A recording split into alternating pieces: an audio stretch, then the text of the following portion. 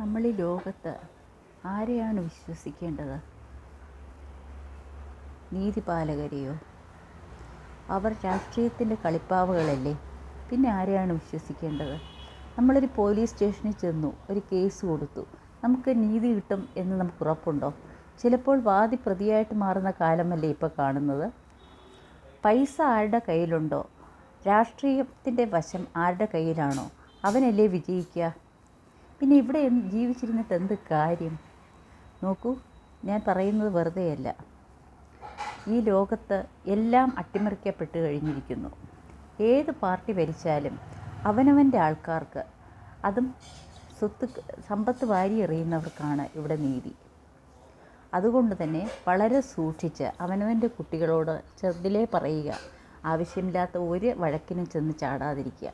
ചെറിയ ചെറിയ കാര്യങ്ങൾ മതി ഈ ക്രിമിനലുകൾ പ്രകോപിതരാകാനും അവർ നമ്മളെ ഉപദ്രവിക്കാനും. ഒഴിഞ്ഞു പോവുക. സത്യം പറഞ്ഞാൽ യേശു പറഞ്ഞതുപോലെ ഒരു കർണത്തടിക്കുമ്പോൾ മറ്റേ കർണം കാണിച്ചു കൊടുത്തില്ലെങ്കിലും അവിടെ നിന്ന് ഒഴിഞ്ഞു പോവുക. ഇത്രയേ സാധാരണക്കാർ നമുക്ക് ചെയ്യാനുള്ളൂ. കാരണം ആരുമില്ല നമ്മളെ രക്ഷിക്കാൻ. സാധാരണക്കാരനെ രക്ഷിക്കാൻ ആരുമില്ല. കുട്ടികളോടൊപ്പം ട്രെയിനിൻ്റെ മുന്നിൽ ചാടേണ്ടി വന്ന സ്ത്രീയാണെങ്കിലും അവിടെയും സ്ത്രീയാണ് അവിടെ അപകീർത്തിപ്പെടുത്തുന്നത്. അങ്ങനെ ആയിപ്പോയി ലോകം. മതം, അതുപോലെ രാഷ്ട്രീയവും പണവും, ഇതാണ് നമ്മൾ ഭരിക്കുന്നത്. അപ്പോൾ അതിനിടയ്ക്ക് നമുക്കെന്തെങ്കിലും നീതി ലഭിക്കുമെന്ന് യാതൊരു ബോധ്യവും ഇല്ല. പിന്നെ ഉന്നത നീതിപീഠങ്ങളിൽ കയറി സുപ്രീം കോടതിയിൽ പോയി എന്നിരിക്കട്ടെ, എത്ര വർഷങ്ങൾ വേണം ഒരു കേസെടുക്കാനായിട്ട്? അതൊക്കെ സാധാരണക്കാരനെ കൊണ്ട് പറ്റുന്നതാണോ? ഒരു നല്ല വക്കീലിനെ വയ്ക്കണമെങ്കിൽ ലക്ഷങ്ങളും കോടികളും വേണ്ടേ? അത് സാധാരണക്കാരനെ കൊണ്ട് പറ്റുന്നതാണോ? എല്ലാം പണയം വെച്ച് അവൻ്റെ ഭൂമിയും വീടും എല്ലാം കളയാമെന്നല്ലാതെ അവിടെയും രക്ഷയുണ്ടോ? അതുപോലെ തന്നെ ഹോസ്പിറ്റലുകളിൽ പോകുമ്പോൾ സാധാരണ ഹോസ്പിറ്റലുകളിൽ പോവുക. അത് പറ്റിയില്ല എന്നുണ്ടെങ്കിൽ മാത്രം കുറച്ച് ജനറസായിട്ട് പെരുമാറുന്ന ചെറിയ പ്രൈവറ്റ് ഹോസ്പിറ്റൽസിൽ പോവുക.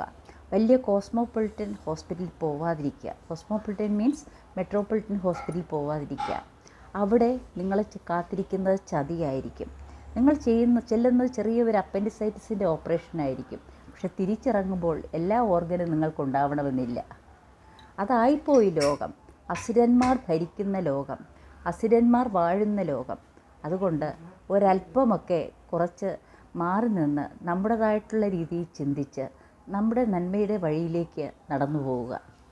ആരെയും വിശ്വസിക്കരുത്. സ്വന്തം ഹൃദയത്തെ മാത്രം വിശ്വസിക്കുക. വേറെ ഒരു മനുഷ്യനെയും ഈ ലോകത്ത് വിശ്വസിക്കാൻ കൊള്ളില്ല. സ്വന്തം ഇരട്ട സഹോദരനാണെങ്കിൽ പോലും വിശ്വസിക്കാൻ പാടില്ല. ഇത് നിങ്ങളുടെ ജീവിതത്തിലുണ്ടാകുമ്പോൾ, ഒരനുഭവം ഉണ്ടാകുമ്പോൾ ഇത് നിങ്ങൾ ഓർക്കും.